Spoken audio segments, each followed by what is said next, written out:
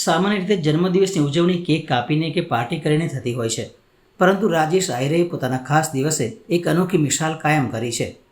તેમણે પોતાના જન્મદિવસની ઉજવણી કોઈ ભવ્ય કાર્યક્રમથી નહીં, પરંતુ માનવતાની મહેક પ્રસરાવીને કરી છે. આયરે દ્વારા થોડા મહિના અગાઉ આયોજિત દિવ્યાંગ સમૂહ લગ્નમાં જોડાયેલા દંપતીઓને એમને પોતાના કાર્યાલય ખાતે આમંત્રિત કર્યા હતા અને એક યાદગાર ભેટ આપી હતી. આ ખાસ પ્રસંગે રાજેશ આયરેએ તમામ દિવ્યાંગ દંપતીઓને સોનાની કિંમતી વસ્તુઓ આપી, જે તેમના નવા જીવનની શરૂઆતને વધુ સુવર્ણમય બનાવશે. આ સાથે જ તેમને કાયદેસરના મેરેજ સર્ટિફિકેટ પણ એનાયત કરવામાં આવ્યા હતા. આ કાર્ય ફક્ત ભેટ આપવા પૂરતું સીમિત નહોતું, પરંતુ તે રાજેશ આયરેની ઉમદા ભાવના અને સમાજ પ્રત્યેની તેમની જવાબદારીનું પ્રતીક હતું. આ પ્રેમ અને સન્માન જોઈને તમામ દંપતીઓની આંખોમાં ખુશીના આંસુ હતા અને તેમણે રાજેશ આયરેનો હૃદયપૂર્વક આભાર વ્યક્ત કર્યો હતો. આ ઘટના ખરેખર સાબિત કરે છે કે સાચા અર્થમાં જન્મદિવસ ત્યારે જ ઉજવાય છે જ્યારે આપણા કારણે કોઈના ચહેરા પર સ્મિત આવે છે. નમસ્કાર.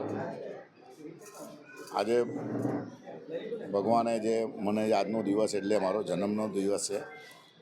આમ તો સેવાના કાર્ય વર્ષોથી 365 ગુણ્યા જ્યારે બી અમે આજે 50 વર્ષની ઉપર જ્યારે થયા હોઈએ, આને દર વખતે વર્ષોથી બસ એક જ છે, ભગવાનને કહીએ કે અમારા બાબાએ શીખવાડ્યું જો બાટેંગા વો ચાટેંગા. તો બસ આજે છે જે અમારામાં જે ફરજ છે, આ જ લોકો હમણાં જ એપ્રિલ મહિનાની અંદર જે મે મહિનાની અંદર જે લગ્નો કર્યા હતા, આજે બધાને જ બોલાયા હતા. મારો જન્મદિવસ છે, એમની સાથે ઉજવવાનો એક અવસર મળ્યો. અને એની સાથે સાથે આજે તમે જુઓ છો કે એ લોકોને લગ્નનું રજિસ્ટ્રેશન જે હતું એ રજિસ્ટ્રેશનનું સાથે સાથે એ લોકોને જમાડવાનું અને એમને સોનાની જળ તેમજ પગના ઝાંઝરા ચાંદીના એ આજે આપવાના હતા. બસ ભગવાનને બધાને એવું કહું છું કે ભગવાને આપણને આંખો આપી, આપણને પગ આલ્યા, હાથ આલ્યા, તો આપણને બીજું શું જોઈએ. બસ સમાજની અંદર કે ક્યાંક ભગવાનથી ભૂલ થઈ ગઈ હોય તેવા લોકોને આપણે મદદ કરીને, જ્યારે પિતૃદેવો પણ ત્યારે જ આપણને થાય છે કે એ પણ આપણા એમાં લખેલું જ છે કે દાન ધર્મ જ્યારે કર્ણને પણ એના માટે જ આપણે જોઈએ છે કે પિતૃમાં પણ આપણે અલગ અલગ સેવા કરીએ છીએ. અને આથી ભારતીય જનતા પાર્ટીમાં પણ સેવાકીય પ્રવૃત્તિના કર્યા છે. અમારા માટે તો 365 દિવસ આ જ રીતના લોકોની અંદર સેવા કરવાનું છે. શ્રીરંગ પણ આ જ રીતના કરે છે. સાઈનાથ ચેરિટેબલના તમામ યુવાનોને અને આજના દિવસે તમે જુઓ છો કે અમારા ત્યાં મને શુભેચ્છા આપવા આવેલા અમારા દંડક શૈલેષભાઈ પાટીલ હતા, સાથે મહાવીરભાઈ હતા.